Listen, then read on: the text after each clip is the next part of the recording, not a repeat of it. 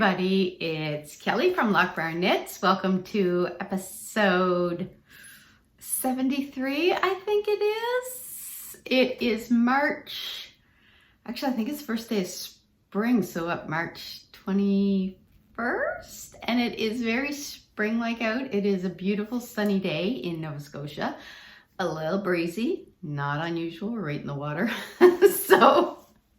But as you can see, the location is a little different. We're doing it from the Schooner House. My husband and I have been working from home all week because of the pandemic, obviously.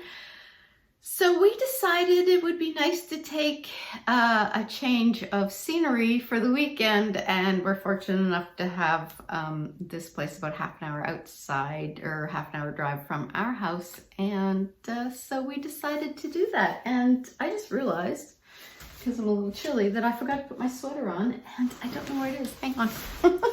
Found it after I get all situated. Like, where's my sweater? I'm chilly.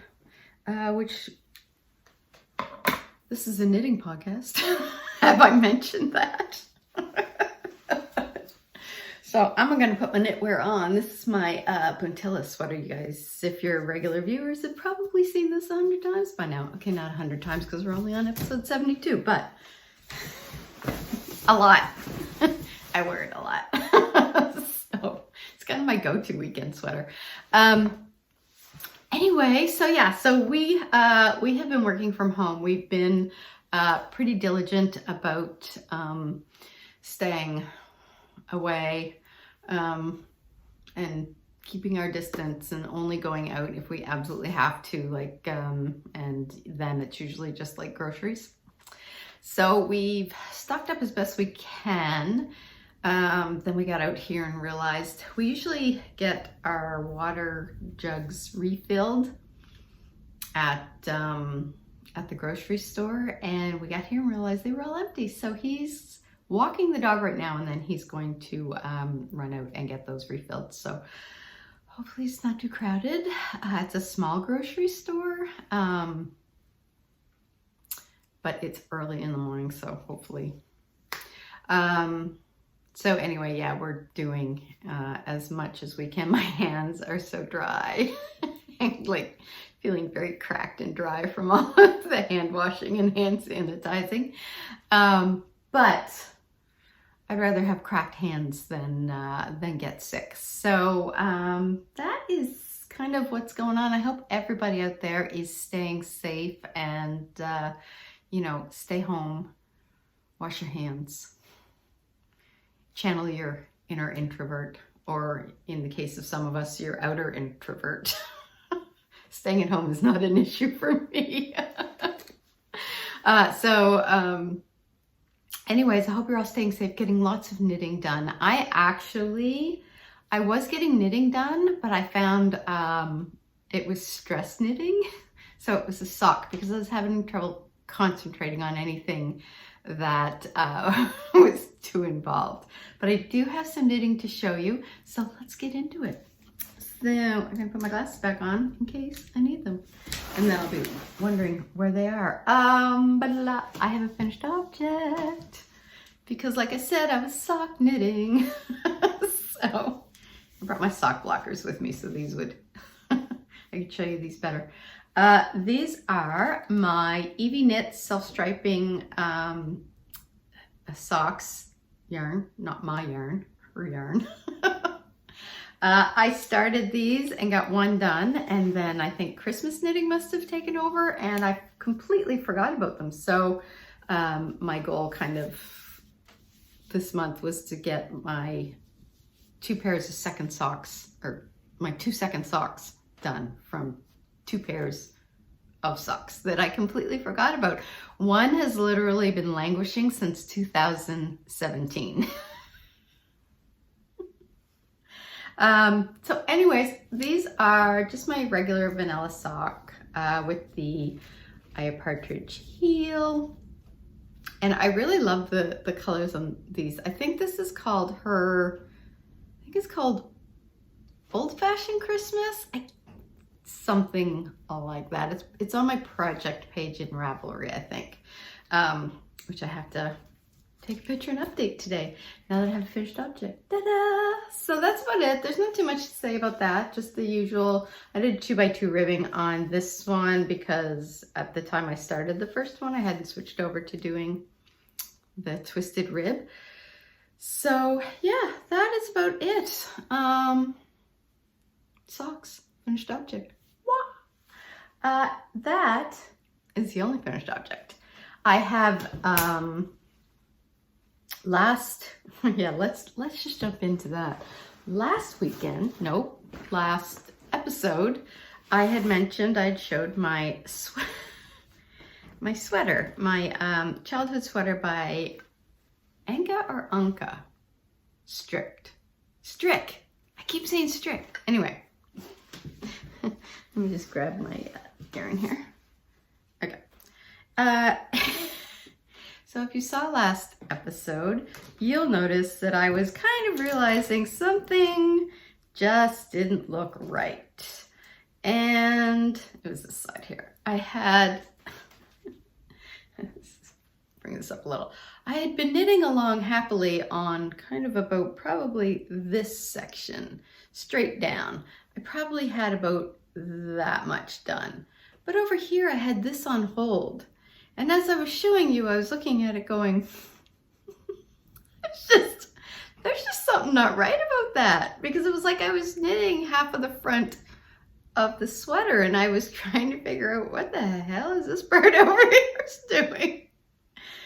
So, but I was sure I had read the pattern correctly as I was knitting it. And then as I was showing it, I was like, I did something wrong. And sure enough, I had. So I did end up ripping it back. So I put a lifeline in first, which took about 3 tries for me to get it in on a straight line. And even then I realized that it wasn't quite straight, so I had to do a little jiggling about, but I think I finally got it where I need to, and now I can just start knitting the way I should have. And I hope I put it, that I pulled it back far enough so that I'm in the part of the pattern that I think I am. But if I'm not, it's only going to be by a couple of rows, and I can kind of adjust that, I think, as I need to as I get further down, just so the side or the back and the front match up. I'm telling you, this sweater has been an experience. So I haven't, after I pulled it back, I did that actually kind of right after the podcast, after I had been editing the podcast, and I was looking at it going, yeah, there's really something wrong with that. So yeah, there really was something wrong with that. So I haven't knit on it since I tinked it back. I shouldn't really say tinked it back. I ripped it. I ripped like that much. Yeah. So, yeah. I did bring it with me. I do want to get some work on it this weekend, and try to make up all the knitting that I lost. And because I really, at this point, I don't think I'm going to have it done. Oops, in time to wear the season, because it's already spring. Now, granted, we didn't really get much of a spring. We get like winter, a couple of days that tease you as to what spring might be like. And then somewhere around late June, summer shows up. So I don't know, I might be able, if I, jump on it, I might be able to get it done. But it's fingering weight too, so it's not like it's gonna knit up fast. So I don't know, we'll see. We'll see how it goes. But I am gonna do some work on it this weekend now that I feel like my stress levels are down a bit. And I'm settling into the whole kind of self-isolation and how you got to do things, the new norm. So our work does have everybody working from home. The only problem is that I had a new work laptop that was being ordered because right now I have my MacBook Air and I use that to log into work, but the screen is very small. So if you're doing anything in an Excel spreadsheet or, you know, like it's not great, you know, for trying to see on a big screen. So they had ordered me kind of a laptop with the 16-inch laptop. So it's got like the keypad, calculator keypad on the side because I do a lot of input, and the bigger screen, like a 16-inch screen, I think, going this way. But most computers come from China, so they're in short supply right now. So they did get one, it's sourced, but it's not going to be here until maybe the end of next week. So also I do the check runs for the company, so I can't do those from home. So I have had to go into the office I've gone in every day for a few hours except for Thursday because I've had to do check runs. So I have to do the check run. Then the signing officers have to come in one by one. Not at the same time because nobody's allowed to be there at the same time. And so they have to kind of come in one by one. And so it takes a day to get the check run done, 1 to 2 days to get the signatures on. Then I have to go back in, assemble everything, and then get things sent out in the mail. So it's been a bit of a process.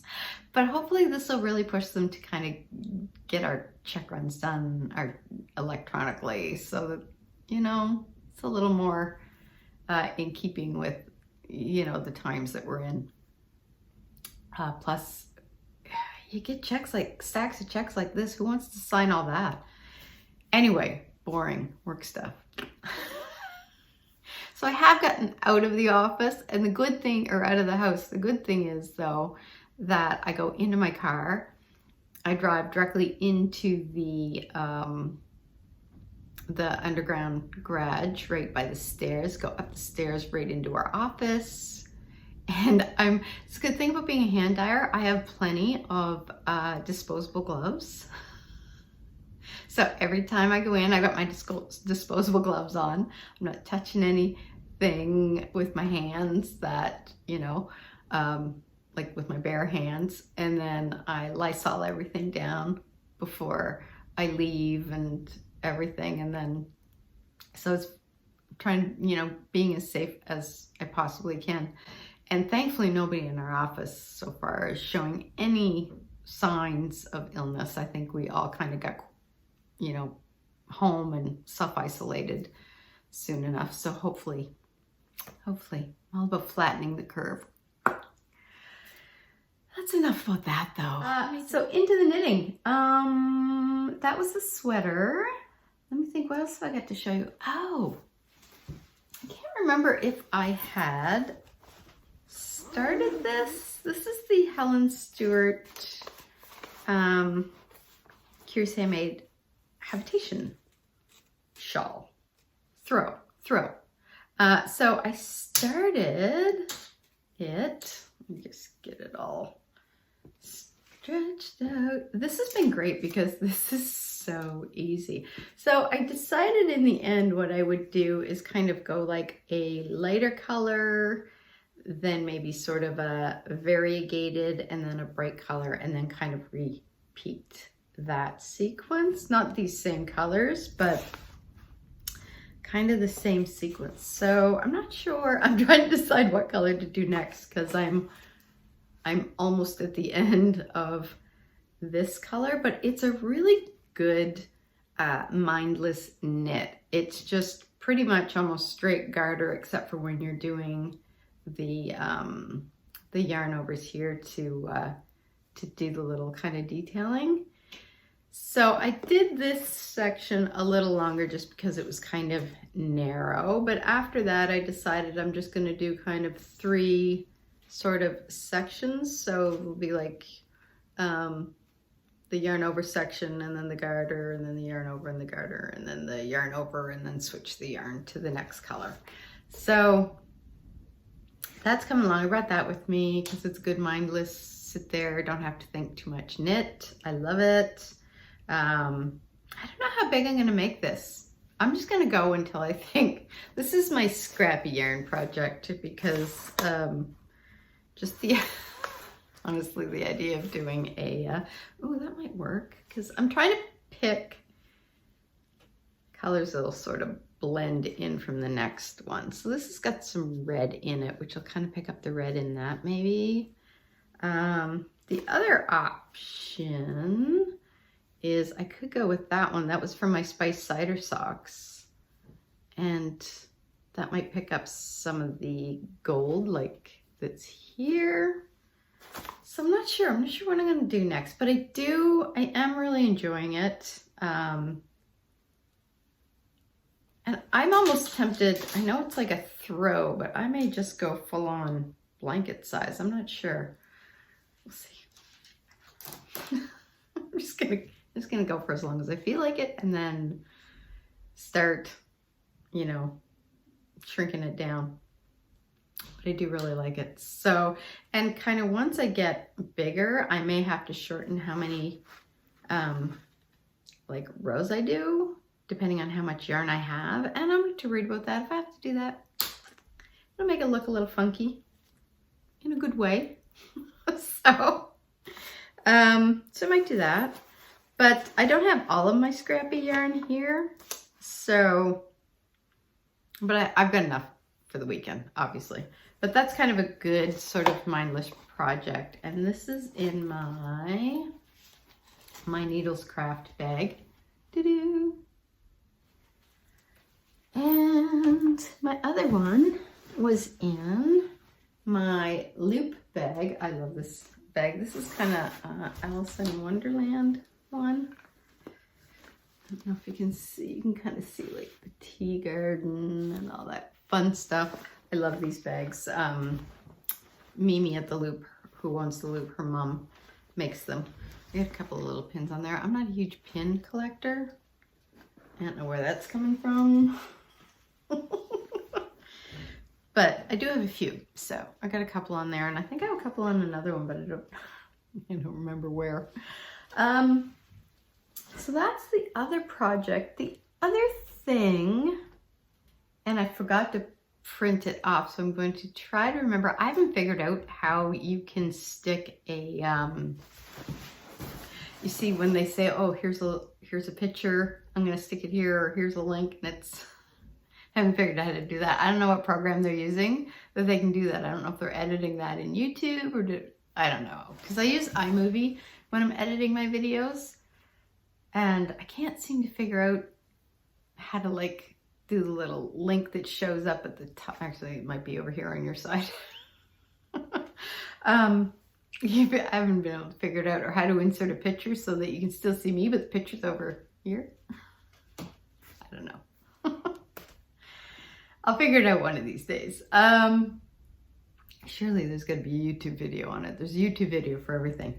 So what's the other? But yes, so speaking of that I don't have a picture of, Isabel Kramer came out with a new sweater pattern. Oh my God.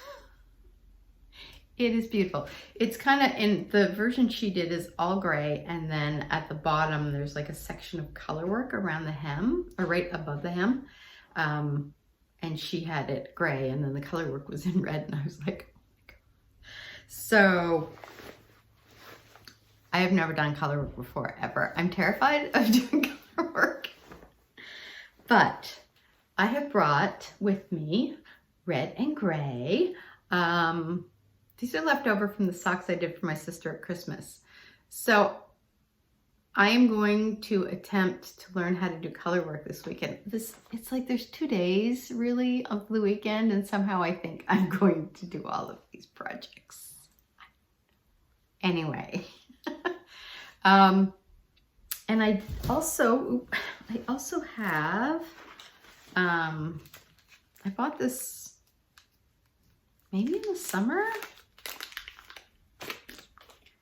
So I can just sort of stick it on and hold my Colorwork, actually, so that they don't get mixed up or tangled. I don't know if that's gonna help me or not. I don't know, but we'll give her a go.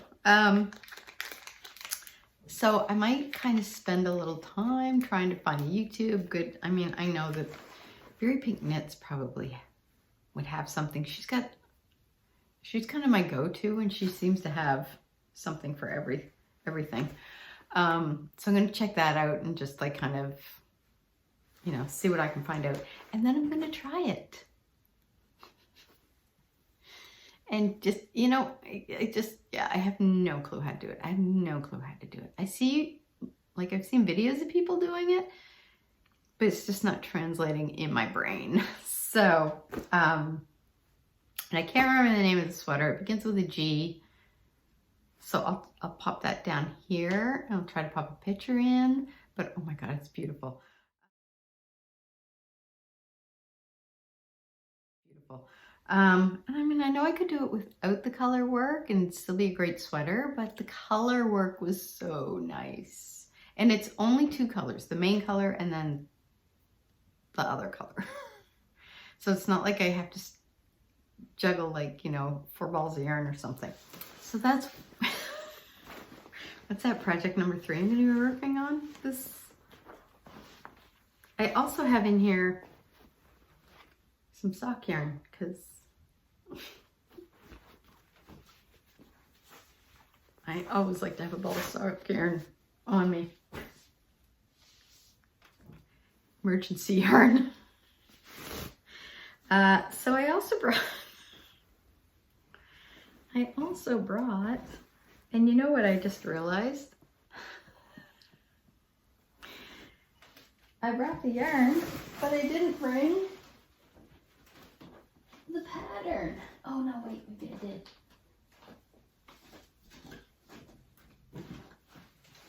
Nope. Brought the yarn, not the pattern. This is the Sweater Hug by Skeindeer.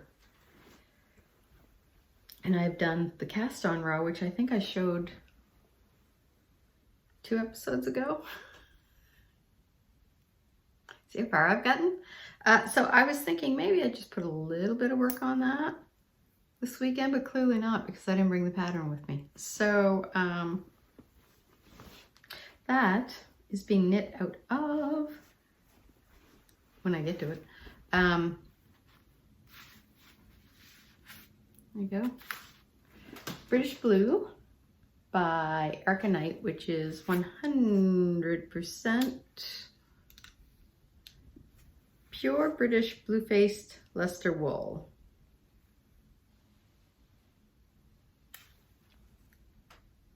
So, and that's in this like gorgeous navy shade. My husband got me that for Christmas. So yeah, so that clearly won't be getting done this weekend, which I think is okay given that I've got the color work I want to learn, the childhood sweater I need to start reknitting, the Habitation throw, and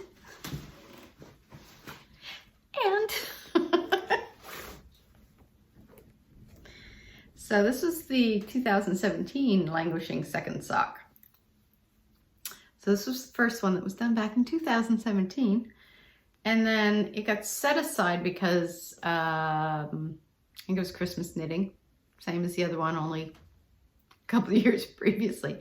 And I just completely forgot about it. So I picked up and I started doing the second sock after I finished the second sock that I showed you earlier from the Yvie Knits Self Striping. This is from my hand-dyed yarn. Oops. That was from the Forest and Sky colorway, and it's what I call a double dip. So it does kind of micro striping.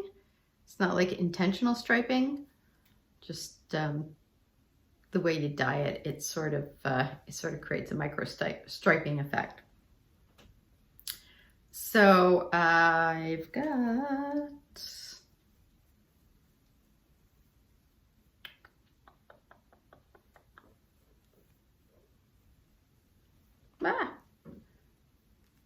So I'm almost on the foot.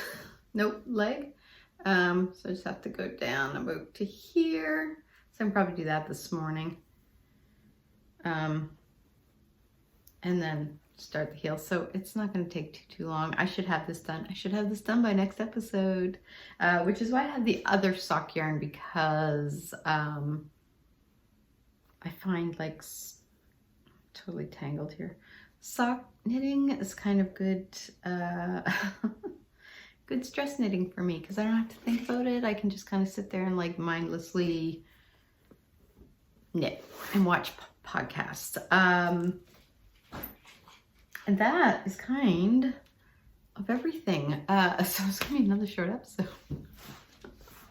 But I did want to get an episode out because I know, like, especially if you're self-isolating and you're at home and you just want some entertainment. I've been like going through knitting podcasts like nobody's business. So I figured I don't want to like skip a 2-week, even though I've got like lots to show. There's just not a whole lot to talk about it, because you know, a sock is a sock. The sweater got ripped back, so there's no actual progress there. I did have some progress in the Habitation shawl though. So anyway, so that is really everything. Oh crap. I did start on some hand dyeing, some hand dyeing of yarn. I got a new colorway done, Earth. I'm gonna stick a picture in here because I completely forgot to bring it with me.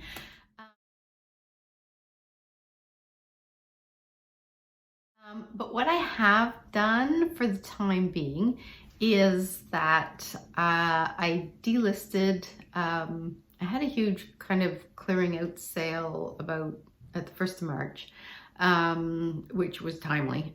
So there's only, I think, about 10 skeins left in the shop. I've delisted those just because I can't get to the post office right now. So if somebody were to order something, I couldn't get it to you anytime in the foreseeable future.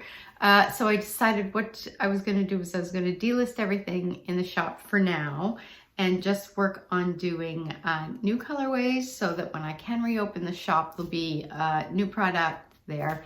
So watch on either, you know what, I totally forgot. You can find where you can find me. Everything down below. So there's 2 Instagram accounts. There's the Kelly L. Boyce one, which is kind of more personal, slice of life, knitting, writing, blah, blah, blah. Dog. Which reminds me. Okay, I'll finish this first. And then there's the at LOCH BRIAR Knits, which is kind of dedicated more to the shops. So either one of those you can watch for updates on new colorways that will be coming. I may do a pre-order. Somebody had suggested that, and I may do that. I just want to get a sense of how much I'm going to have, because I'm still trying to work the hand dyeing around the dog, and now also people in the house, because I don't want people kind of around me. I'm all gloved and masked up, but they're not, so I don't want them around me in the kitchen when I'm doing the dyeing until, you know, so it's a little hard to navigate right now. I'm toying with the idea of kind of moving the dyeing stuff out to this house and doing it. I may do that. I might do that. Just to give myself some alone time, quiet, dedicated time away from the humans, and then get some more done. And then once I'm able to, you know, get out to the post office again, I'll reopen the shop, or I'll have the pre-orders done if I do it that way. But just watch the Instagram or the Facebook or even shop. I'll have it up on the thing. And if you're interested, and then we'll go from there. And what else? Oh, so in the opening, you'll see, like opening of the episode, you'll see these 2 fawns running around. So that's kind of in the backyard of the schooner house where I'm at right now. So that was 2 years ago. And then a year ago, like they're in this area, so they're kind of going through. So we kind of watched them grow up. But then a year ago, me and 3 of my friends were here for a writing retreat, and they were out in the backyard the whole time, the mom and the 2 fawns. And then on our last day, we noticed that the mom was limping and not putting any weight on one of her front legs. And so I called Hope for Wildlife, and they're like, you know, it would probably cause more damage because she would run if they tried to come out, take a look. And they said oftentimes it could just be a temporary thing, or it could be permanent, but they're very adaptable. But of course, I was just like, oh, my heart was just breaking, like looking at her limping. So I don't think we saw her last, like between that time and now. We would see the other 2, the 2 fawns, which were now, you know, yearlings. And anyway, so this morning I took the dog out, and there's kind of a shed just sort of, I don't know, like 30 feet from the house. And we were in the front yard sort of, and the shed's sort of like this way, and all of a sudden I hear this whoosh, and the 2 deer come like flying past on the other side of the shed, and they come like kind of running up the side yard, and dog and I are just standing there going, that's so cool. Well, that's what I'm thinking. The dog was just like, what are those big things? And then they stopped, and they just stood there and stared at us. And the one of them was kind of, would every now and then just sort of lift the paw the ground, but it was just 2, and I could tell they were the yearlings because they weren't quite as big as the mama.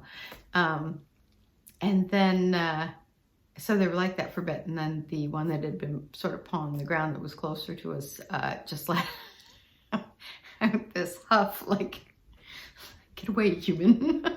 And then they kind of took off down the down the dirt road, I guess, or into the woods there. So then I came back, and I was looking out the backyard, and all of a sudden I saw the mother, and she is still limping. She still can't put any weight on her front leg. So whatever she did to it did end up being permanent. And then I saw the 2 yearlings kind of circle back around and come to her. And but I'm thinking, and every time I see her limp, I'm just like, oh, it's like somebody kicks you in the heart. But then I thought, you know what? This is her. She's gone through 2 winters. She survived 2 winters. She's not thin. She looks very healthy otherwise. So I was like, okay, Hope for Wildlife was right. She adapted. And then they kind of crossed over the backyard and kind of up the wooded little trail, and then into the neighbor who's a little ways over, and I could see them over there munching on the grass. So she seems to be doing fine. She still has her babies with her. I don't know how long they stay. I think it's 2 years. So this summer they would probably be 2. So I don't know what they do after that. Do they still hang around? I mean, well, they're in the area. I don't know how that works. Anyway. So that was my wildlife sighting for the day. I could hear a pheasant kind of making some noise, but he didn't show himself. And that's about it. So I am going to let you guys go. I am going to get this edited and up for Sunday. And I got plenty of knitting to do, so I'm going to get on that. So until then, everybody stay safe. Stay home, wash your hands, enjoy the quiet time, get lots of knitting in, and I will hopefully see you guys out in the wild soon once it's safe and we can all go about without infecting each other. So I'll see you guys soon. Bye.